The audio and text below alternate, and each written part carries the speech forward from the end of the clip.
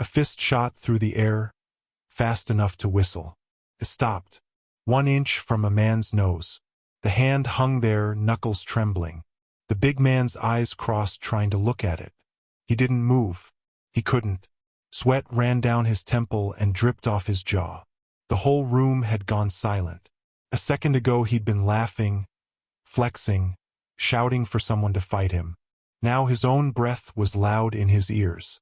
The fist could have shattered every bone in his face. Everyone knew it. He knew it. And the man holding that fist 1 inch away was small, lean, barely 140 pounds. His name was Bruce Lee, and the fact that he chose not to land that punch was the most terrifying thing in the room. What made a champion freeze like a scared child? Stay with me on this one. Let me take you back to how it started. Because the strange part is, nobody came to that room expecting a fight. It was an exhibition. One of those afternoon gatherings where instructors from different schools showed off in front of students and a few invited guests. Mats on the floor, folding chairs along the wall, a long table with a pitcher of water and paper cups. The kind of event where everybody shakes hands and pretends to respect each other, and then goes home and talks trash about everybody else. There were maybe 60 people in the room. Students mostly. Young men in white uniforms, sitting cross-legged on the floor, waiting to be impressed. A few older instructors stood near the back with their arms folded. And in one of the chairs along the side, quiet, dressed in plain dark clothes, sat a young man nobody was paying much attention to yet. That was Bruce. He wasn't there to perform. He'd been invited as a guest. He sat with one ankle resting on his knee, watching everything, saying almost nothing. If you didn't know who he was, you'd have walked right past him. He didn't take up space the way big men do. He just watched. And believe me, he watched everything. Now, the man this whole afternoon revolved around was the Taekwondo champion. I'll call him Tae-ho, because that's close enough. And Tae-ho was a sight. 6'2", maybe 220 pounds, and almost none of it soft. He'd won every tournament they'd put him in for 3 straight years. He had medals. He had a wall of trophies back at his own school. And he had something else, the thing that gets men into trouble. He had an audience that had never once seen him lose. When a man has never lost, he stops believing he can. Tae-ho moved through the room like he owned it. He shook hands too hard. He laughed too loud. When the other instructors demonstrated their techniques, he watched with this little smile, like a teacher watching children finger paint. One older man showed a wrist lock. Tae-ho clapped slowly, 3 times, just slow enough to be an insult. Here's the thing about a room like that. Everybody feels the temperature change, but nobody wants to be the one to say it. The students kept clapping. The instructors kept their arms folded a little tighter. And Tae-ho kept getting bigger in the room, feeding on all of it. Then it was his turn. He stepped onto the mat and he did not do a quiet demonstration. He brought out boards, thick ones. He stacked them and he broke them with his shin, with his fist, with the heel of his foot. And each time the wood cracked like a gunshot, the students roared. He spun in the air and kicked a board someone held up over their head. He landed and threw his arms out wide, soaking it in. And that should have been enough. A normal man takes the applause and sits down. But Tae-ho had tasted something, and he wanted more of it. He turned in a slow circle, looking at the faces around him, and his smile changed. It got thinner, meaner. That's the difference, he said loud, so the whole room caught it. Some of you train to look pretty. I train to end things. A few students laughed nervously. He liked that. He kept going. I've been to a lot of these little shows. I see a lot of soft hands. A lot of theory. He pointed at the older instructor who'd done the wrist lock. Tricks. That's all that is. Tricks for a man who can't hit hard enough to matter. The old instructor's face went still. He didn't answer. What was he going to say? And that should tell you something about how the room worked. The man Tae-ho just insulted had been teaching for 30 years. He had students who loved him. He'd forgotten more about fighting than Tae-ho would ever learn. But he was past 60, and his hair was gray, and there's a kind of man who looks at gray hair and sees only weakness. Taeho was that kind of man. He kept circling. He found a young student near the front, a thin kid who couldn't have been more than 17, and he pulled him up onto the mat by the arm. "You, hit me," Taeho said. "Go on. Hard as you can." The kid didn't want to. You could see it.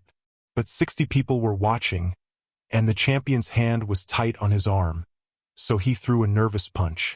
Taeho slapped it aside and shoved him in the chest, hard, and the boy went down on the mat in front of everyone. People laughed. Taeho stood over him with that grin, and the boy scrambled back to his spot with his face burning.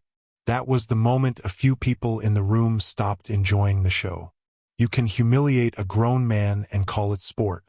Putting a frightened kid on the floor for a laugh is a different thing, and everybody felt it. But still, nobody said a word. Nobody ever does. And that's the moment the afternoon stopped being an exhibition and started being something else. Because Taeho had figured out that nobody was going to stand up to him. And once a man like that figures that out, there's no bottom to how far he'll go.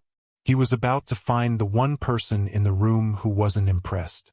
Taeho walked the edge of the mat now, rolling his shoulders, working the crowd.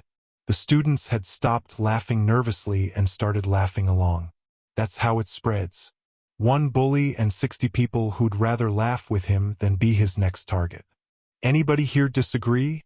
he called out. "Anybody think their little style works on a real man?" Silence. He spread his arms. "Come on. This is what we're here for, isn't it? To learn. So let's learn. Who wants to test it? Right now. Light contact, hard contact, I don't care.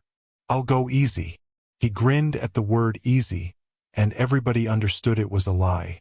Nobody moved. 60 people, and not one of them would meet his eyes. And here's where he made his mistake. A smart bully would have stopped there, on top, undefeated, the whole room afraid of him. But Taeho needed someone to crush. The fear in the room wasn't enough. He needed a body. So he raised his voice, and he said the words that started everything. "Is there any real man here?" He turned slowly as he said it, letting it land on every face. "Any real man? Or is this whole room full of dancers?" That's when his eyes found Bruce. I don't know why. Maybe because Bruce was the only person in the room who wasn't reacting. Everybody else was looking at the floor, shrinking. Bruce was just sitting there, that ankle on his knee, watching with mild interest, the way you'd watch a man complain about the weather. Taeho pointed at him. You've been sitting there all afternoon with that look on your face. Like you've seen better." He took a step closer. "You think you've seen better?" Bruce smiled a little. He didn't get up. "I think you break boards very well," he said. His voice was light, almost friendly. The room laughed. And it was the wrong laugh, the dangerous kind, because for 1 second it wasn't with Taeho, it was at him. Boards don't hit back. Everybody in that room knew exactly what Bruce had just said without saying it. Taeho's face changed. "Boards," he repeated. "You think breaking is easy? Stand up. Come show me how easy it is. Come hold one for me. Or are you scared of wood?" "I'm not scared of the wood," Bruce said. "Then get up." A man 2 rows back muttered, "Don't do it," loud enough that a few people heard. Bruce didn't seem to, or he didn't care. And now the whole room was holding its breath, because the small man in the chair had become the center of everything, and he still hadn't moved. The students leaned in. The instructors unfolded their arms. Bruce looked at Taeho for a long moment. Then he set his foot down on the floor. He stood slowly, and he was so much smaller than the champion that a few people actually winced. It looked like a bad idea. It looked like a man volunteering to get hurt. He walked onto the mat, unhurried. He stopped a few feet from Taeho and he rolled up his sleeves, neat, to the elbow. His forearms were corded with muscle, but he was still half the size of the man across from him. "I'll make you a deal," Bruce said quietly. "You don't have to break anything. You just have to hit me." Taeho blinked. What? Throw your best punch. Anything you want. If you land it, I'll sit down and apologize to the whole room. I'll tell them I was wrong.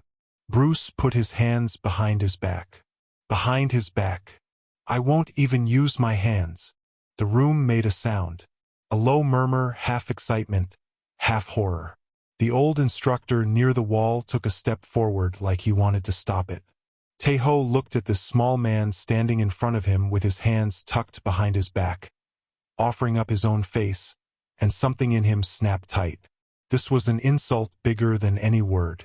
The arrogance of it. The calm of it. You're going to regret this, Tae-ho said. Maybe, Bruce said. Throw the punch. Tae-ho set his feet. He was a tournament fighter, remember, fast for a big man, trained for 10,000 hours. He coiled, dropped his weight, and he threw a straight right hand at Bruce's jaw with everything he had. No mercy in it. He meant to put the small man on the floor and end this. The punch went exactly where he aimed it, and it hit nothing. Bruce's head wasn't there anymore. He'd slipped it by maybe 2 inches, just enough, his hands still behind his back the entire time. Tae-ho's fist sailed past his ear, and the champion stumbled forward off his own missed weight. And for one ugly second the great undefeated champion was off balance in front of 60 people. He caught himself. He spun around, red in the face. Bruce hadn't moved his feet.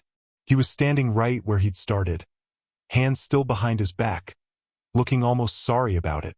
Try again, he said gently. Take your time. Tae-ho threw 3 more. A jab, a hook, a spinning back fist that would have taken a normal man's head clean around. Bruce slipped the first, leaned back from the second, and ducked under the third so smoothly it looked like the punch and the duck were the same motion, like he'd known it was coming before Tae-ho did. For punches, hands behind his back the whole time. For punches into empty air. The room had gone completely silent. And then Bruce stepped back, took his hands out from behind his back, and gave a small, polite bow. Thank you, he said. You're very fast. And he turned to walk back to his chair. That was it. He was letting it go. He'd made his point and he was sitting down. Tae-ho was breathing hard, beaten without a hand laid on him. But it was over.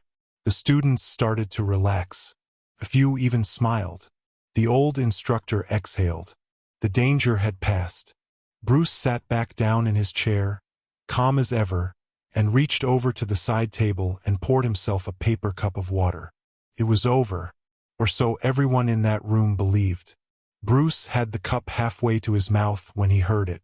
A whisper, behind Tae-ho, from one of his own students near the front. Just 2 words, low and sharp. The knife. I want you to understand what changed in that instant because it's everything. Up until that whisper, this was a story about pride. A big man embarrassed in front of a crowd. Bruised ego. The kind of thing that ends with a man going home angry and getting over it in a week. It stopped being that story the second the word knife entered the room. Because Tae-ho didn't go home. He didn't get over it.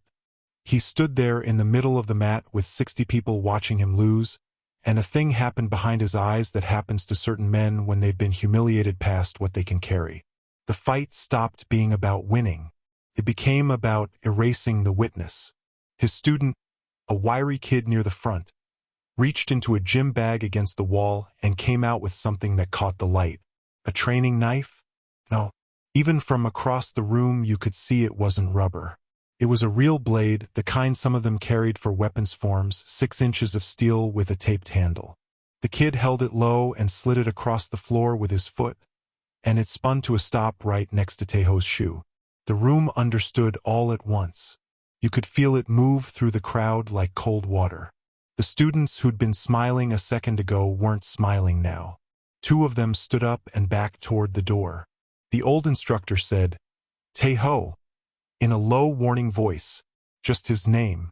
Tae-ho looked down at the knife. Then he looked at Bruce. And here's the part that should scare you. He smiled. You said you wouldn't use your hands, Tae-ho said, bending down, picking up the blade. Let's keep it interesting. This was no longer a demonstration. This was no longer about who was the better martial artist. A man with a knife and nothing left to lose was standing 15 feet from a man holding a paper cup of water. The numbers in the room didn't matter anymore. The trophies didn't matter.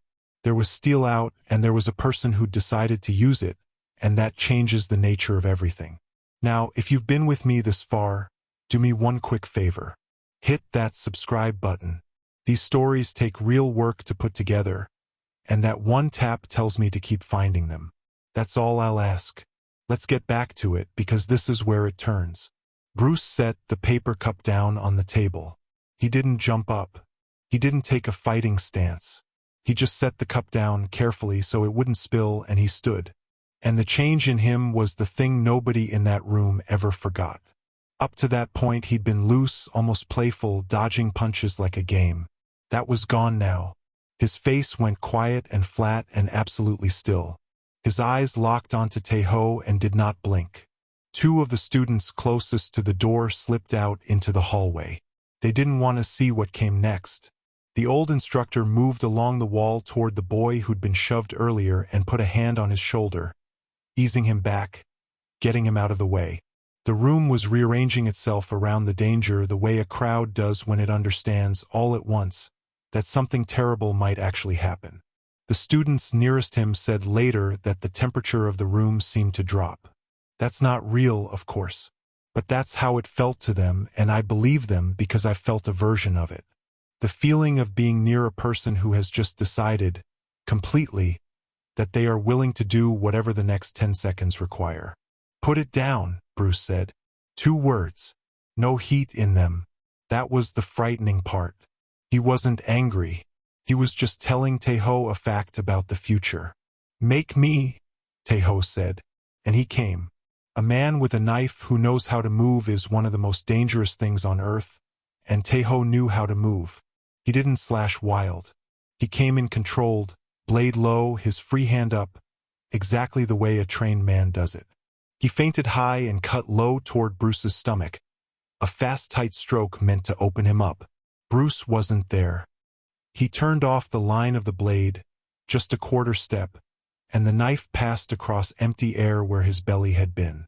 But this time he didn't just dodge.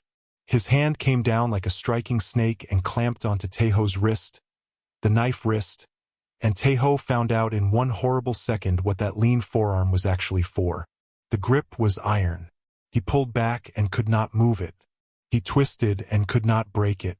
For the first time all afternoon, Taeho's face showed something that wasn't arrogance. It showed fear. He swung his free fist at Bruce's head, a desperate looping punch. Bruce caught that wrist too, almost lazily, with his other hand. And now the champion stood there with both arms trapped, the knife frozen in the air between them, completely helpless, held in place by a man 80 pounds lighter than him. The whole room was on its feet, and Bruce leaned in close, so close that only Taeho could hear it, and said something quiet that made the big man go pale. What he said and what happened in the next 5 seconds is the part this whole story has been building toward. Nobody in the room could hear what Bruce said, but Taeho heard it, and the people closest swore they saw the color drain straight out of his face. Then Bruce moved. He stepped in, rotated his hips, and twisted the trapped knife wrist in a direction wrists do not go. There was a sharp sound, not a break, a pop, the sound of a joint reaching its limit, and the knife dropped out of Taeho's fingers because his fingers had stopped working. It hit the mat and Bruce kicked it away without even looking. It skidded across the floor and a student trapped it under his foot and snatched it up. The knife was gone, and now it was just the two of them, and there was nothing between Taeho and the consequence of what he'd started. Bruce let go of him. That's right. He let go. He stepped back and gave the big man room, both hands open at his sides. He was giving him a choice. Walk away or finish it. A smarter man would have walked away. Taeho's wrist was screaming. His weapon was gone. He'd been outmatched at every single thing he'd tried. But remember what I told you. He had never lost. He didn't have the part of him that knows how to stop. So he did the only thing his pride would let him do. He attacked. He launched the best technique he had, the one that had won him trophies, that spinning back kick that broke boards over people's heads, all 220 pounds of him turning into one strike aimed at Bruce's skull. And this is the moment. This is the inch. Bruce didn't dodge it. He stepped inside it. He read the kick before it finished turning, and he moved toward Taeho instead of away, into the dead space where the kick had no power yet. And as the champion came around, Bruce drove his fist straight up the center toward that exposed face with everything his whole body could generate. Hip, shoulder, arm, the full chain of it, the punch that had its own legend, faster than the eye could clean follow. It would have landed on the bridge of Taeho's nose. At that speed, with that mass behind it, it would have driven bone backward. It would have ended the man's face, maybe ended the man. And 1 inch away, it stopped. I need you to understand that stopping a punch like that is harder than throwing it. Anybody can swing. The body wants to follow through. All that momentum has somewhere to go. To fire every fiber at full speed and then cancel it in the last inch, to hold all that violence suspended a finger's width from a man's eyes, takes a kind of control most fighters never touch in their entire lives. It's not a trick. It's the hardest thing in the art. The fist hung there. Taeho's spin had carried him right onto it. So his own movement had brought his face to within that single inch, and now he stood frozen mid-motion, cross-eyed, staring at the knuckles an inch from killing him. He didn't dare move. If he flinched forward even slightly, he'd do the job himself. The room made no sound at all. Bruce held it there. 1 second. 2. 3. Long enough for every person watching to understand exactly what they were seeing. Long enough for Taeho to feel the wind the punch had pushed ahead of it against his own skin. The champion's chest was heaving. A line of sweat ran into his eye, and he didn't blink it away because he was too afraid to move his face. And then Bruce spoke, and his voice was almost kind. "You see," he said softly, "I didn't have to. That was the whole thing. That was the lesson, delivered in 4 words an inch from a man's nose. I didn't have to. I could have ended you. Everybody in this room knows I could have ended you. And I chose not to. And that choice, not the punch, is the thing you should be afraid of." Bruce lowered his fist. Slowly, he opened the hand and let it fall to his side. Taeho staggered backward. His legs weren't working right. He took 2 steps and his knees buckled and he went down. Not knocked down, just down, sitting hard on the mat, cradling the wrist that wouldn't close, staring up at the small man who'd had his life balanced on 1 inch of air and had decided, freely, to give it back. He didn't get up. He couldn't. The thing that had held him up his whole life, the certainty that he was the most dangerous man in any room, was simply gone, taken from him in under a minute without a single mark left on his body. Bruce looked down at him for a moment. There was no triumph on his face. No smile now. If anything, he looked tired, a little sad. He turned to the room full of stunned, silent people, and he gave that same small polite bow he'd given before. Then he walked back to his chair, sat down, and picked up the paper cup of water he'd set aside. He finished his drink. For a few seconds, nobody in that room did anything at all. 60 people, and not one of them clapped. Not one of them spoke. What had just happened was too big for clapping. They had all walked in expecting an afternoon of boards and bowing, and instead they'd watched a man hold another man's life in his fist and then, for no reason any of them could name, hand it back. The young student who'd been shoved to the floor earlier was staring at Bruce with his mouth open. The old instructor had one hand pressed flat against the wall, like he needed it to stay standing. And the knife sat on the side table now where the student had set it down, and everybody kept glancing at it because it was proof. It was proof that this had been real, that they hadn't imagined the worst of it.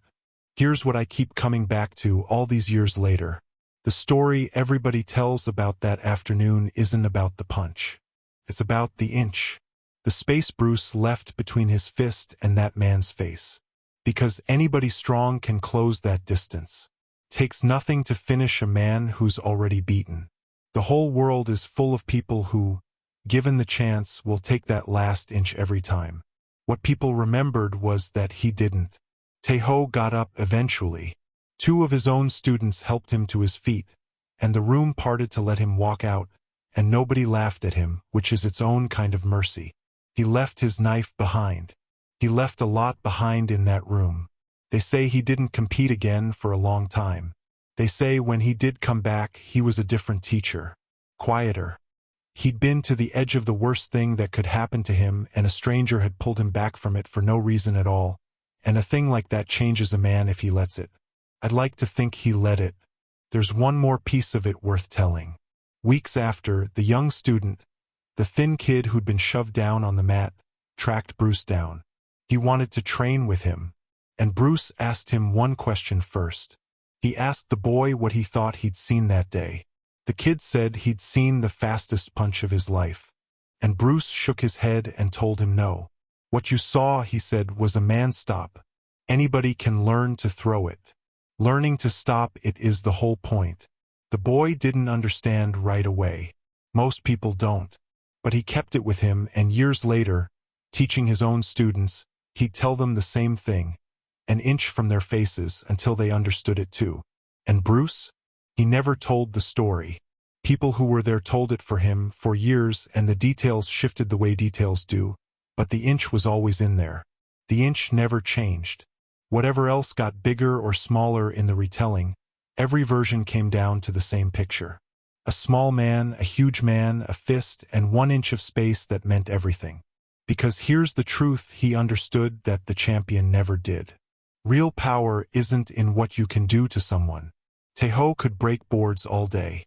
Anybody can learn to destroy. Real power is in what you choose not to do when every reason in the world says do it, and nobody could have stopped you, and no one would have blamed you. The strength to hold back the strike. The strength in the inch. Think about how rare that is. Most of us never get tested that way, and the few who do almost always fail it. Give an angry man a clear shot at the person who humiliated him, and he takes it. Every time. It's the most natural thing in the world. The whole reason the story survived for 60 years is that Bruce did the unnatural thing. He had the shot. He had the speed, the reason, the crowd, the moment, and he gave it all back for nothing. The champion walked into that room asking if there was a real man in it. He spent the whole afternoon trying to prove he was the only one. And he got his answer in the end, just not the way he wanted it. A real man had been sitting quietly in a chair by the wall the entire time, not taking up space, not needing to be seen, watching everything. And when it finally mattered, the real man showed him what real was. It wasn't the fist that could have killed him. It was the inch that didn't. Taekwondo asked for an opponent who could finish him. And the most frightening thing he ever learned was that the man across from him could have easily, completely, and simply decided not to. That decision was the most dangerous thing in the room. And Bruce made it look like setting down a cup of water.